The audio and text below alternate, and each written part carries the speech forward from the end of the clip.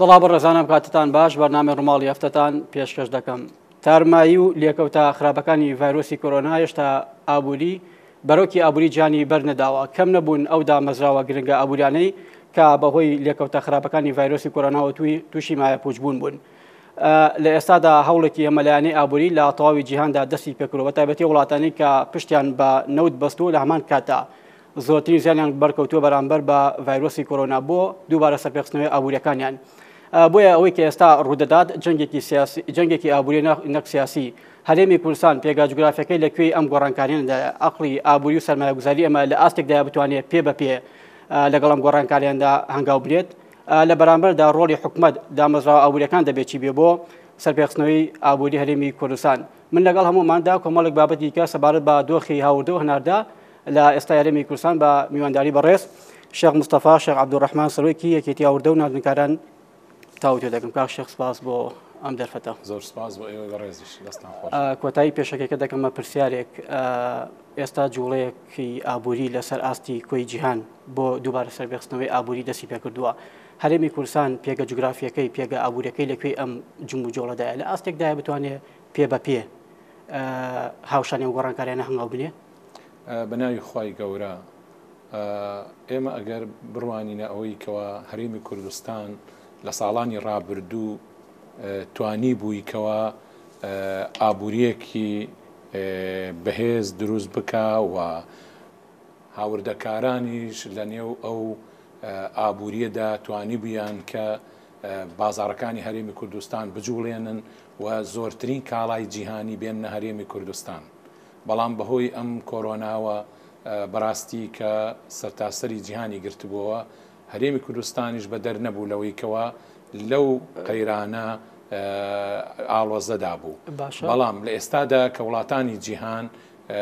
بەردەوام ئەیانەوێ پێگەی ئابووری بە شێوەیەکی جاران بێننەوە ئاستی خۆی یاخودکاری بۆ بکەن، چونکە بەڕاستی ئەم پەتایە درێژە خایەنێ و ژیانیش بەردەوامە و نابێ وا بکرێ کە ئابووری هەر لە وەستاندندا بێ، چونکە ئەگەر ئابووری لە وەستاندندا بێ ناتوان درێژیان بە شێوەیەکی وا بەردەوام بێ کە لە هەموو جیهان و هەموو وڵاتانی جیهان بە شێوەیەکی گوزەرانێکی ڕاستەوخۆ بە ئەنجام بگەێنن. بەڵام هەرێمی کوردستانیش لەگەڵ ئەوەشدا ئەویش هەوڵی داوە جم و جوڵێ بازرگانیەکانی وەگەڕ بخاتەوە بۆ ئەوەی کەوا بتواندرێ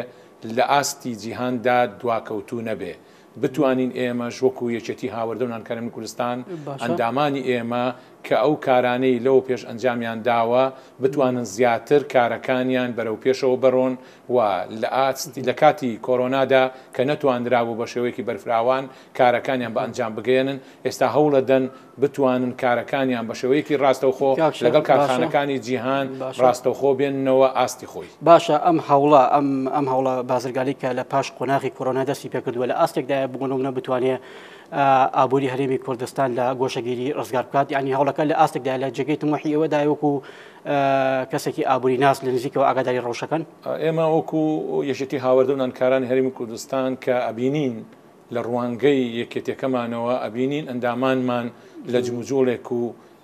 جوڵەیەکی ئابووری زۆر باشدان و هەوڵە دەن ئەو گرێبەستانی کە کۆن هەیان بۆ زیاتر تازەی بکەنەوە و بتوانن ئەو وڵاتانەی کەوا کاری بازرگانی لێەکەن بتوانن هەنگاوێ بنێن بچنەوە لەگەڵ کارخانەکان دانیشتن بکەن و بە شێوەیەکی بەرفراوان کارەکانیان زیاتر بگەێنن بە ئەنجامێک کاڵاکانی جاران کەیان هێنا بۆ هەرێمی کوردستان ئێستا زیاتر بتوانن وەکو جاران لە ئاستێکە بیهێنن بۆ ئەوەی کەوا بازارەکانی هەرێمی کوردستان بێکاڵا نەبێ و لەگەڵ ئەوەشدا هەوڵە درێ کەوا گەشەی ئابووری لەناو هاورده و هەناردەدا هەر کەسە لە ئاستی خۆی بەرەو پێشەوەی بەرێت. باشە کاک شەیانی پرسیارێک جێگەی سەرنجە بۆ من بۆ نمونە بژانەوەی ئابووری علی برەودان بە ژێرخانی ئابووری هەر وڵاتێک تەنها لەسەر بابەتی هاورده و هەناردە دەوەستەیە خۆت بەدەر لەمە دەبێ بۆ نمونە عەقڵی سەرمایەگوزاری ئەمە لە ئاستێکدا بێ بتوانێت بۆ نمونە دەستی وەبەرهێنەری دەرەکی ڕاکێشێ بۆی کارگە شاری پیشەسازی بچووک بکاتەوە، یعنی ئەمە لەکوێ بابەتەکەدایە کێماڵێن ئابووری واتە وشەیەکی گشتیە گەشتاندنی بۆ ئەکرێ بۆ هەموو بوارەکاندا ئێمە کە ئەبینین هاورده و هەناردە لە میانەی ئابووریدایە و هەموو جۆرە بازرگانیەک لە میوانەی ئابووریدایە و وەرهێنان و بەڵێندەرایەتی لە میانی ئابووریدایە لە هەموو کایەکانی کەوا ئابووری بەرەو پێشەوە ئەبا بەلقەکانیەوە هەمووی هێنێتە ئاستی ئابووری و ئابووری بە شێوەیەکی گشتی ئەڕوانێتە ئەوەی کەوا کاری بازرگان و هاوردەکار و هەوە بەرهێنەر و بەڵێندەر و هەموو بوارەکان بۆ ئەوەی کەوا بتوانانی ئابووریشی بەرفراوان دروست ببێ ئێمە کە ئەبینین ئابووری باس ئەەکەین کەمە لە هەموو لایەنێکەوە ئەیگرێتەوە بەڵام ئێمەکە لە بواری ئاوردە و هەناردە چونکە ئێمە ڕێکخراوەکەمان تایبەتە بە هاوردە و هەناردە بۆی ئاماژە بە و هاوردە و هەناردە ئەەکەین هاوردە و هەناردەش بڵێ دەورێکی کاریگەری هەیە کەوا بتوانێت لە ئاستی خۆیدا کاری ئابووری کاری بازرگانی بەرەو پێشەوە بەرێ و بتوانێ دەستی دەرەکی هاوردەکارانی دەرەکی بانگێشکا بۆ هەرێمی کوردستان بۆ ئەویکەوە بتوانێت بەیەکەوە کاری بازرگانی بکەن لە چ بوارێکدا لە بواری ئەوەی دامەزراندنی کارخانەی استراتیژی لە هەرێمی کوردستان وەڵامەکانی بیر نەچێتم ئەمە ڕێک دەکەم بە پرسیارێکی دیکە بۆ نمونە لە ئێستادا ئابووری ئەمە پێویستی بە چ جۆرەك لە کارکردن هەیە بۆ ئەوەی لەو خۆناغە گۆشەگیری لانی کەم کە تێکەوتووە دەرباز بکرێت یعنی دەبێت بازرگانانی ئێمە فۆکسیان لەسەرچی بێ لە ڕوو ئابووریەکەوە ئێمە بەڕاستی لە ساڵانی ڕابردووە زۆر ئێمە تەرکیزمان لەسەرەوە کردبوو کە هاوردەکردنی کاڵای جیهانی بە بازارەکانی هەرێمی کوردستان ئاشنا بکەین و بتوانین هەموو جۆرە کاڵایەک بەبەردەست بێ بۆ هاوڵاتیان بەڵام ئێمە بەڕاستی لە ڕوانگەیەکی ترەوە ئەبێ بڕوانین ئێمە ئەوەندە هەر بەکاربەر نەبین کاڵای وڵاتان ساخت بکەینەوە ئەبێ هەوڵ بدەین قۆناغێکی تر بین نەپێشەوە قۆناغی هەناردەکردن واتە قۆناغی ئەوەی کە بتوانین ئێمە بەرهەمی خۆماڵی خۆمانەوە بەرهەم بێنین لە میانەی ئەو کارخانانەی کەوا دروست دەبێ ئەویش بەهۆی ئەوەی کەوا هەوڵ بدەین لەگەڵ ئەو وەبەرهێنەر و لەگەڵ بزنسمانانی وڵاتانی دراوسێ بە تایبەتی و وڵاتانی جیهان بەگشتی تا بتوانین هاوشێوەی کارخانەکانی ئەوان لە هەرێمی کوردستان دابمەزرێنین بۆی بەرهەمی خۆماڵی خۆمان هەبێ و احتیمادەوە نەکەینە سەر بەرهەمی دەرەکی و لەگەڵ ئەوەشدا ئەو بەرهەمەی خۆمان بۆ خۆمان بێت و بتوانین زیاد لە پێویست بیکەین بینێرینە دەرەوە واتە ئێمە وەکو هەرێمێکی منتج بین نەگو کە هەرێمێکی هەر بەکاربەر سیر بکرێن بەس پێدوانیە بۆم بابەتە درەنگ بێت خۆ بابەتی گرفتی بە ساغنەبوونی بەرەمی ناخۆیی و کێشەی جوتیارانی ئەمە عنی دەمێکە عنی لە لێرەبوونی هەیە عنی پێدوانیە بۆم بابەتە درەنگە کە نەکراوە گرفتێکی دیاریکراوە هەبوو بۆ ئەمە ئێمە حەز ئەەکەم ئاماژە بەوە بکەین کە بەڕاستی حکوومەتی هەرێمی کوردستان ئەبێ زۆر هەوڵ بدا و ئاسانکاری تەواو بکە بۆ ئەوەی کەوا بتوانێت بزنسمانان لە ڕوانگەی خۆیانەوە لە ئاستی خۆیاندا کارخانەی استراتیژیدا بمەزرێنن کارخانەی استراتیژی پێویستە بە ڕێخۆشکردن هەیە بۆ ئەوی کەوا بتواندرێ ئەو کارخانانە سەرکەوتوو بێ من بۆیە پێم خۆشە لەم تەلەڤیزۆنەی بە ڕێزی ئێوەوە هەندێ ئاماژە بە ئەو خاڵانە بکەم کەوا حکوومەت دەبێت دەعمی هاوردەکار دەعمی وەبەرهێنەر دەعمی منتج دەعمی بزنسمان بکا بۆ ئەوی کەوا بتوانێت لە هەرێمەکەماندا بەرهەمی خۆماڵی خۆمانەوە بەرهەم بمێنێ لەلایەنی پیشەسازی و لەلایەنی کشت و کاڵیەوە بۆیە پێویستە کارخانەکان کە دامەزرێنێ هەندێ ئاسانکاری تەواو هەیە بکرێ چکە بەداخەوە تا ئێستا ئاسانکاریانە نەکراوە بۆ ئەوەی کەوا حکوومەت بەڕاستی بتوانێت لە ڕوانگەی خۆیەوە ئەو ئاسانکاریانەشی پێ ئەکرێ بۆ نمونە ئەوەیە کەوا بتوانێت لە کاتی پێدانی مۆڵەتە بە شێوەیەکی ڕاستەوخۆ نەک ڕۆتیناتێکی زۆری تایە ئەو وەبەرهێنەرە زۆر بێتاقەت دەبێت لەوەی کەوا ئەو مۆڵەتەی زۆر بە زەحمەت دەسەکەوێ و تەشجیعکردن نییە و هانی نادرێ و دووەمیان ئەوەیە کە لەلایەنی کارەباوە بڕی وحدەی کارەبا بە 130 دینارە زۆر گرانە بۆ ماڵان 15 دینارە زۆر باشە با دوو قات سێ قات چوار قات بێ نەخوازە بە 130 دینار کە لەسا لە ناو وڵاتی عێراق لە پارێزگاکانی عێراقدا 70 دینارە وحدەی عێراق لە هەرێمی کوردستان بە 130 دینارە بۆیە حکوومەت دەبێت پێداچوونەوەیەک لەوە بکە و هەوڵ بدا ئەو ڕێژەی کەوا وحدەی کارەبا 130ەکە دابەزێنێ ئەگەر لە مستەوای عێراقیژە باشترە چونکە ئەگەر یەکێک بچێت لە عێراقا وەبەرهێنەر بکە ئەگەر هاتو 13 ملیۆنی دەستکەوێ مانگی ئەوە 5 ملیۆنی بۆ خۆی مێنێتەوە 7 ملیۆنی دانێ بۆ کارەبا بەڵام ئەگەر هاتو بێت لە هەرێمی کوردستان 13 ملیۆنی دەستکەوێ هەموویەدا بە کارەبا کەواتە کاپشەمە وەڵامەکانی بەڕێز دوا وەربگرم کە نەبوونی یاساکی تایبەت بە هەناردە و هاوردە بەشێکی سەرەکی گرفتەکانی ئێوەیە وەکو بەرهێنەر و سەرمایە گوزاران بەڕاستی یاسایەکی یاسای وەبەرهێنار هەیە بەڵام یاسای هاورده و هەناردە نییە یاسای هاورده و هەناردە ئێمە ئەگەر بمانەوێ یاسایەک بێ بۆ ئەوی کەوا بیپارێزێ یاساکە زۆر گرنگە لەبەر چی لەبەر ئەوەی کەوا بتوانێ دیفاع لە بەرهەمی خۆماڵی خۆمان بکە ئەویش بەوەی کەوا یاسایەک بێ تا نەتواندرێ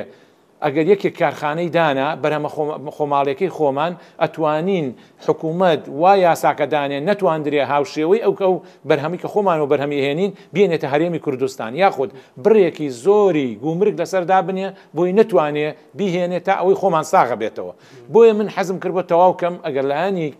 پیشەسازیەکە لایانی کشتتوکاڵێکە ئێمە ئەرزێکی زۆر بە پیتوبەرەکەتمان هەیە ئەتوانی حکوومەت هەوڵ بدا لەگەڵ کۆمپانیا کشتتوکاڵیەکان لەگەڵ جوتیارەکان بۆ ئەوەی کەوا بتواندرێ کەرتی کشتتوکاڵیش بەرەو پێشەوە ببردرێ کە کەرتی کشتتوکاڵ بەرەو پێشەوە ڕۆی ئەو کاتێمانە بەرهەمی خۆماڵی خۆمان زیاد دەبێ و یاسایەکی شەبێ کە حیمایی ئەو بەرهەمەی خۆمان بکە بۆی کەوا نەتواندرێ بەرهەمی دەرەکی وەکو لە ئەم هەفتەی ڕابردوو بینیمان پەتاتە لای خۆمان 350 دیناری تێ ئەچوو ئەگەر کەمتر بیفرۆشتا زەرەریە کرد بەڵام ئەوەی ئێران کە هێنا بوویان 250 دیناری تێ بە قازانجی شێ کرد بۆیە پێویستە لەوەیە حکوومەت ئەبێ هاوکار بێ بۆ ئەوەی کەوا نەتواندرێ کەوا بەرهەمێک بێ بەرهەمەکانی خۆمان بشکێنێ پێشما بیار هەفتەی لە ماوەی چەند ڕۆژی ڕابردوو لە ڕێی ڤیدۆ کۆنفرانسێکەوە بە ئامادەبوونی وەزیری کشتتوکاڵ کۆنفرانسێکتان هەبوو سەبارەت بەم بابەتە لە کۆنفرانسەکە هیچ بڕیارێک درا کە لە داهاتوودا لە خزمەتی جوتیار و بەرهەمینە خۆیدا بێ ئێمە لە مانگی ڕابردوو بوو کە بەڕاستی ڤیدۆ کۆنفرانسێک کە ئەو کۆنفرانسە بوو لە تاران بە ئەنجام بگەێنرایە بەڵام بە ڤیدۆ کۆنفرانسە ویستمان بە ئەنجامی بگەێنین وەکیل وەزیری جمهوری ئیسلامی ئێران بەشدار بوو و سەرکۆنسۆلگەری جمهوری ئیسلامی ئێران هەولێر و سلێمانی بەشدار بوو و وەزیری کشتتوکاڵی خۆمان بەشدار بوو لەوەیە زۆر خاڵ ئاماژەی پێکرا بۆی بتواندرێ هەم ئاهەنگ بێ هەم وڵاتی جمهوری ئیسلامی ئێران هەم هەرێمی کوردستان کۆمپانیاکان لەگەڵ یەکتری بتوانین چونکە ئەوان بەڕاستی خبرەیەکی تەواویان هەیە لە کەرتی کشتتوکاڵدا لە کەرتی پیشەسازیدا چەندین ساڵە ئەوان حکوومەتن توانیویانە چەندین کارخانەی استراتیژی دانێن بم باروزروفەی ئێستا کە حەساریشان لەسرە تەسیرێکی زۆر گەوران لەسەر نەبووە بۆی کەوا کەمی خۆراک و کەمی شت ببێ بەڵام هەوڵماندا کە لە میانی ئەو کۆنفرانسە بتوانین کەرتی کشتتوکاڵ بە شێوەیەکی ڕاستە و خۆ کارخانەکان لەگەڵ کۆمپانیەکانی ئێمە هەم ئاهەنگ بن لە ئایندەدا بۆی بتوانن زیاتر کەرتی کشتتوکاڵی هەرێمی کوردستانیش بەرەو پێشنا هیچ سیغەیەکی هاوبەش بۆ ئەم بابەتە یعنی هیچ ڕاستپاردە و بڕیارێک وەکو کۆنووسی ڤیدۆ کۆنفرانسەکە ینی ئامادەکرا ئەمە لە هەردوو لا قسەمان لەسەر کرد و هەموو کۆنتاکتێک و شتێکمان خستە ڕوو و لەگەڵ ئەوەشدا پرۆتۆکۆلی لێک تێگەیشتنی کە بتوانین بە شێوەیەکی زارەکیش بێ لە ئەنجامی بگەینین بتوانین کاری لەسەر بکەین جوتیاران کەی بەرهەمی ئەم جۆرە ڤیدۆ کۆنفرانسانە ئەوانەی کە پێشتریش کراوە دەبینن ینی سەرەنگە جوتیارێک کەس سەری ئەم بەرنامەیە دەکات بیر و فکریلای ئەوە بێت کە ئەم یاسایە کە ئەوەندە گرنگە ئەوەندە باشەکەی دەچێتە واری جێبەجێ من ئەڵێم ئەوە هەم پەیوەستە بە حکوومەتی هەرێمی کوردستان کە کاری لەسەر بکە بۆ ئەوەی کەوا بتوانێت زیاتر یاسایەک لە پەرلەماندا دابڕێژن بۆ ئەوەی کەوا بتوانن دیفاع لە هەرێمی خۆماڵی خۆمان بکەن و دوای ئەوەش بتوانن بە شێوەیەکی ڕاستەوخۆ حکوومەت ئەم ئاهەنگی بکە لەگەڵ کەرتی تایبەتە بەداخەوە ئێستا کەرتی تایبەت و کەرتی گشتی کە حکوومەتە و کەرتی تایبەتی ژیاوە وڵاتی و کۆمپانیاکانە بەڕاستی هەم ئاهەنگی نییە لە بینیانە و کەرتی گشتی حکوومەت گرنگی پێ ئەدا بەس بە کەرتی تایبەت گرنگی کەم ئەدا هاوکارێکی تەواو ناکات تاکو بتوانین بە یەکەوە هەم ئاهەنگ بن و بتوانن ئەم کارانێکەوە نەکراوە بکرێ باشە کاک شێخدار دەمەوێت ینی بزانم حاڵی حاضر ئێستا هەرێمی کوردستان وەکو پێگە ئابوووریەکەی لە ڕێگەی چەند دامەزراوە و سنووری فەرمیەوە ئیشی هاورده و هەناردە دەکات لەگەڵ وڵاتانی دیکەدا بەڵێ ئەگەر ئێمە سەیری سنوورەکانی هەرێمی کوردستان بکەین و مەرزەنێ و دەوڵەتەکان بکەین کە لە دوهۆکەوە ئیبراهیم خەلیلە لە لای هەولێر حاجی عومەرانە لای سلێمانی باشماخ و پەروێزخانە ئەمە شێوەیەکی ڕسمین کە هاتوچۆی تیاکرێ هەم گەشتیار هەم کاڵا هەم بەڵام ئێمە نافەمانە فەرمین نافەرمیشمان هەیە بە کێلێ و سەرتەک و دوو مەرزی تریشت کە لە دیوی ئێران و عێراق لە هەورامان یعنی واتە چوار دانەمانەیە فەرمیە و چوار دانەمان هەیە نافەرمیە ئەمە دەکاتە ئەوەی کە بڵێن هیچ کاڵایەکی دیکە بێجگە لەم سنوێران داخلی هەرێمی کوردستان نابێت چونکم گلەیەکان سەرنجەکان کەم نین بەوەی کە لە ماوەی ڕابردوو بابەتی قاچاق تەنانەت ئەندام پەرلەمانەکان ئەنجومەنی پارێزگاکان هێنایە سەرخەت کە هەرێمی کوردستان تووشی داڕمانێکی ئابووری گەورە دەکات. ئەگەر حکوومەتی هەرێمی کوردستان بە وردی وەزارەتی ناوخۆ چاودێری سنوورەکان نەکا لە هەموو لایەک ئەتواندرێ بە قاچاق کاڵا بێتە ناو هەرێمەوە. هیچ هەوڵێک هیچ دەستپێکەکەی بۆ حکوومەتی هەرێمی کوردستان ئەبێ بۆ خۆی بڕوانێتە ئەوەی کەوا بتوانێت سنوورەکان چۆن بە شێوەیەکی ڕاستەوخۆ و وڵاتانی جیهان چۆن قایم کراوە بەو شێوەیە حکوومەتی هەرێمی کوردستان وەزارەتی ناوخۆ بە تایبەتی ئەبێ هەوڵی ئەوە بداکەوە بە شێوەیەکی ڕاستەوخۆ ئەو سنوورانەی کەوا بە ڕووی ئێران و بە ڕووی تورکیا و بە ڕووی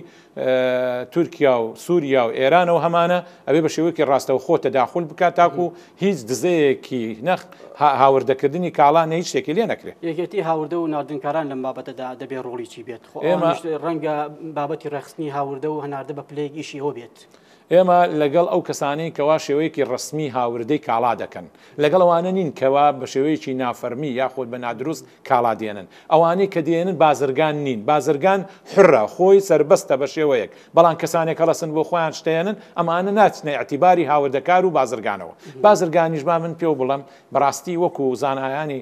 عرب کە دیراسەیان کردووە کە پێک هاتووە لە 5 پیت تاجر تایەکە تەقوایە ئەلفەکە ئەخلاقە جیمەکە جورئەتە ڕایەکە ڕەحیمە واتە ئەگەر هاتو یەکێک جورئەت و تەقوا و بەزەیی و ئەمانەی نەبێ ینی بازرگانی تەواو نییە ئەوانەی کەوا بەدزی شتێنن لەو بەو شێوەیە ئەمانە لە سیفەتی تاجر نین ئەمانە هەر کەسانێکی لاوەکین.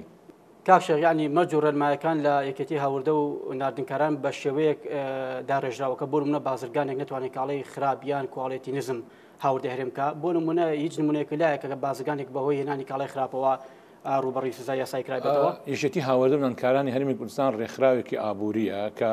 ڕێنمایی هاوردەکارانە کابووی کە بتوان لە کارەکانیان سەرکەوتوو بن لایەنێکی تەنفیزی نییە بەڵام ئێمە لە میانەی ئەو گەشتانەی بازرگانانی کە کردومانە لە کۆنفرانسەکانە کە بوونەوەمان لەگەڵا کردوون ئاماژەمان بەوە کردووە کە ڕێڕەویە بازرگانی و هاوردەکردنی کاڵا بە شێوەیەکی دروست ئەبێ بم جۆرە بێ بەو جۆرە بێکەوە هەیە ئێمەش لە یاساکانماندا ئامانجی هاوردەکردن و ئامانجی ڕێنماییکردن و کۆنفرانس لێرە ئاماژەی پێکراوە لە ڕوانگەی ئەوەوە ئێمە توانیومانە ڕێنمایی هاوردەکاران بکەین بەڵام لە حاڵەتێکدا ئەگەر هاتو یەکێک خشتی خراپی هێناوە یان دزەی بە کاڵایە کردووە ئەمە اعتیبار ناکرێ بازرگان بێ هاوردەکار بێ شەرنی هەموو کەسێکەوە شت دێنێتە هەرێمی کوردستان بەو شێوەیەکەوە بێ بترێ بازرگان چونکە بۆ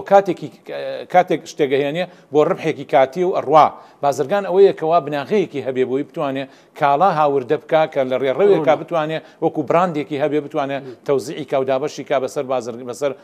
بازاردا بۆیە ئێمە لەو حاڵەتە نەمان بینیوەکەوە ئەندامێکی ئێمە لەوانی کە خاونی براندن یاخود بە شێوەیەکی ڕاستەوخۆ کاڵا لە دەرەوە هێنن و لەگە کارخانەکانە گرێبەستیان هەیە نەگەشتونەوە حاڵەتێکەوە بتوانن بە نادروستی کارەکانیان بە ئەنجام بگەین. باشە کاکشە ینی دەمەی لەسەر بابەتی ڕێژەی قەبارەی ئەو هەناردەی کە بۆ هەرێمی کوردستان دەکرێت هیچ ئامارێک لایە کە لە ماوەی مانگی ڕابردوو یاخود چەند مانگی ڕابردوودا بیسەلمێنێکە ئێمە بای ئەوەندە قەبارەی بازرگانیمان لەگەڵ وڵاتانی دراوسێدا هەبووە هیچ ئامارێکی بەردەست ئێمە ساڵانە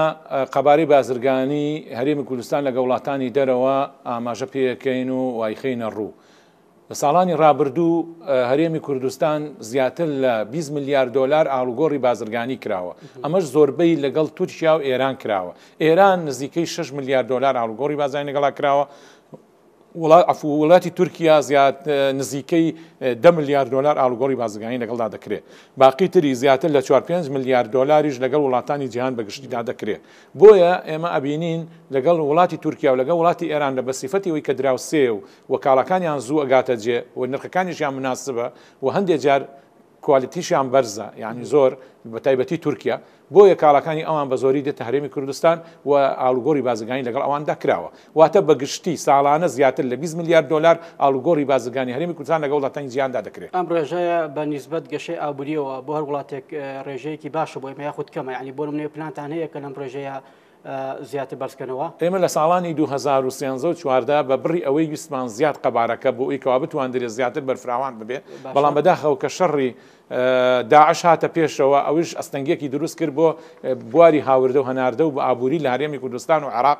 بەتایبەتی دوای ئەوەشکەوە داعش تەواو بوو ویستمان زیاتر هەوڵ بدەین کە بتوانین قەبارەی بازرگانی هەرێمی کوردستان لەگەڵ وڵاتانی جیهان زیاتر ببێت و بازرگانان زیاتر ئاشنا بکەین بۆ وڵاتانەی کەوا زیاتر کارخانەی تایە و کردی کە پیشەسازی زیاتر بەرەو پێشەوە ڕۆیشتووە بەڵام بەداخەوە ئەم ڤایرۆسەش هاتە پێشەوە ئەم کۆرۆنایە ئەمەش تەسیرێکی و ئەستەنگێکی دروست کرد بەڵام هیواداری ئینشاءالله بە شێوەیەکی بەرفراوان بتوانین هەرێمی کوردستان لە چاو حەجمی خۆیکەوە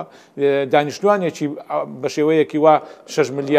ملیار کەسیە ئەو ئاستەل تا ڕادەیەک بوو ئەو باشە و بەرەو بەڵام بۆ ئێمە تموحی زیاترمان هەیە بەرەو پێشەوەی بەرین. بۆ نمونە ئەگەر زیادبوونی ڕێژەی قەبارەی هاوردە لە ئاستی خۆی بوو نابێتە گرفت بۆ ئابووری ئەمە خراپ ناشکێتەوە چونکە میسان مستەڵەحەکەی لەنێو هاوڵاتیدا دەڵێن بازارەکانی ئەمە بووە بە شوێنی ساکردنەوەی بەرهەمە تورکی و ئێرانیەکان. ئێمە وەکو باسم کرد ئێمە هەتا ئێستا هەر لە بواری هاورده کارمان کردووە وەکو بەکاربەر بەڵام ئەبێ ئێمە بە قۆناغی تر بگرینە بەر و قۆناغی ترش لە ئێمە لە مێشکماندایە وەکو هاورده و نانکاران کە قۆناغی دروستکردنی کارخانەی استراتیجی و ئینتاجی خۆمان دروستکەین و بینەرینە دەرەوە بەڵام ئەوش گەیشت و ئەوش پەیوەستە بەوەی حکوومەت هەرێمی کوردستان زیاتر تا چەند ئەو هەم ئاهەنگە و ئاسانکاری ئەکا بۆی کەوا بتواندرێ کردی تایبەت بەرەو پێشەوە بڕوە. ئێوە هیچ پرۆژێکتان داوە بە حکوومەت بەم بابەتە؟ زۆر کات ئێمە لە هەموو دانیشتەکانە بنووسین بە قسە توانیمانە لەگەڵ حکوومەت قسە بکەین بۆ ئەوی کەوا بڵێن کاکە ئەوەی هەیە لە هەرێمی کوردستاندا بواری هاوردەکرد و بەکاربەریە ئەمانەوێ ئێمە دەورشکە ببینی قۆناغشکە بێنین ئەویش بەم ئاسانکاریە بێ حکوومەتیش ینی زۆر جار گوێگرێ بەڵام بەداخەوە تا ئێستا نەگەیشتوتە ڕادەی ئەوەی کەوا حکوومەت هەوڵی دابێکەوە ئەوەی کە ئێمە تموحمانە و ئیشی لەسەر دەکەین جێبەجێ بکەین. من مەبەستی پرسیارەکەمەوە بوو بۆ نمونە ینی ئەم کابینەی بەتایبەتی فۆکسی لەسەر بابەتی گەشەپێدانی ئابووریە لە ناوخۆدا حکوومەت بۆ خۆی ینی ئەم دەست پێشخەری بۆ بازرگانان کردووە کە بۆ نمونە نیەتەکەی بە شێوەیەکە یاخود لە چاوەڕۆنی تموحیەوەدا نیە گرفتەکە نەبوونی پارەیە یاخود بۆ ینی بابەتەکە. من زۆر گلەیم لە ڕاوێژکارەکانی حکوومەت و ڕاوێژکارەکانی بواری ئابووری لە هەرێمی کوردستان کە نان هەم ئاهەنگی لەگەڵ ئێمە بکەن بۆی بزانین بەرنمەیەکدا ڕێژیم بچی ئابووری بەرەو پێشەوە ناڕوە بۆیە ئێمە بەڕاستی من لەم ڕوانگەی تەلەڤیزیۆنەوە حەزەکەم ڕاوێژکارانی ئابووری لەگەڵ ڕێکخراوە ئابوورکارەکانە هەم ئاهەنگێکی تەواویان هەبێ بتوانن بە یەکەوە قسە و وتوێژیان بەردەوام بێ بۆی حکوومەت بەڕاستی لەمە بێ ئاگا نەبێکەوە ئێمامانەوێ بەرکردی هاورده و هەناردەیان کردی وەبرێنە یا کردی بازرگانی هەر کردێک بێ لەوانە کە بۆچی بەرەو پێشەوە ناڕات و تموحاتی ئێمە نایەتە دی ڕاوێژکارەکان پێویستە بێن سەر ئەوە بکەن بۆی حکوومەت تێگەیەنن کە ئەتواندرێ کردی پیشەسازی و کردی کشت و کاڵ چۆن بەرەو پێشەوە هیوادارم پەیامەکە بە ڕوونی بگات. کاش یەک دوو پرسیارمەوە لە کۆتایی بەرنامەکە عنی کۆمنتێکی زۆر هاتووە بۆ نمونە دەڵێن ئێستا کاڵای نرخی بەهای دراوی تمەن و دراوی تورکی ینی دابەزیوە بەڵام نرخی کاڵاکان ئەگەر لە جاران زیاتر بەرز نەبێت کەم ینی نزمبوونەی بەخۆ نەبینوە ینی بۆ ئەم بابەتە وایە نەدەبوو ینی هاوشانی ئەمەش نرخەکە جۆرێک لا گۆڕانکاری بەسەردا بێ ئەگەر کەمیش بێت. من پێم خۆشە ڕوونکردنەوەی تەواو لەسەر ئەو بابەتە بەم بەرز بوونەوەی لیرە دابەزینی لیرە دابەزینی بەهای تومەنی ئێرانی کە ئێستاکە هیچ کاریگەریەکی لەسەر نرخەکە لە بازاردا نابینی ئەگەڕێتەوە بۆ ئەوەی کەوا بازرگانان و کارخانەکانی تورکیا و ئێران بە دۆلار تەعاملەکەن کە بە دۆلار تەعاملەکەن لە یەک ئاستەنگایە واتە ناتوانندرێ بە شێوەیەکی ڕاستەوخۆ کە تومەن دابەزی لیرە دابەزی ڕاستەن ئەو کاڵانەش داببەزێ نەخێر ئەوە هەمووی بە شێوەی ڕاستەو خۆ کارخانە استراتیژیەکان هەموو کارخانەکانی کە گەورە نابێ ئەوە ناکە یەکێکە چ شتێکە کڕێ لە تورکیا بشتێکی بەسی دەکڕیان شتێکە وەڵان ئەوەی کە ئێمە ئامانەوێ لە بازاردا ببێ و براند بێ و ئەو کاڵایی کە زیاتر بەرفراوانە لە بازار و تەڵەبی زۆر لەسرە و کارخانەکان گرێبەستیان کردو لەگەڵ کۆمپانیەکانی هەرێمی کوردستاندا بە دۆلار کردویانە بۆیە هیچ تەسیرێک و کاریگەریەکی لە دابەزین و لە بەرزبوونەوەی لیرەی تورکی و تومەنە نابێ بەڵام ئێمە ئەگەر ببینین ئەو بەرهەمە خۆماڵیانی خۆیان کەوا هەیە لەوە دابەزینە بێ هەر بۆ خۆشمان بینیمان کە پەتاتە لە 250 قازان جیژەکە چونکە لە بەرەوەی تمنەکان شکاوە ساڵانیش نەئەگەیشتە ئەو ڕادەیە کە 250 بە 500 ناگەیشتە ئێرە ئێستاکە ئەبینی کە هەندێک خواردەمەنی کەوا دۆشاوی تەماتە کە نوێژ لە تەماتە دروست دەبێت لەوێ بەڵێ دابەزین و بەخۆی بینیوە و یەک کارتۆن کە 6 دانەی تایە بە 9 دلار و نیو بوو ئێستا بۆ 5 دلار و ئەگبینین فستق و چەرەسات کە ئەبینین چۆلەی بە 20,000 بوو ئێستا بە 8,000 و 9,000 ئەمانە بەڵام تەسیرێکی وای نییە چونکە بۆ ئەمانە شتی ناوخۆیین کەوا شتێکن ڕۆژانەیە بەڵام شتێکی کەوا بمانەوێت جلوبەرگە و خواردەمەنی تر و ئەو شتانی کە زۆر ضروریاتەکەوا پێویستە دابەزێ بە دابەزین بەخۆی نبینێت چونکە تەعامل و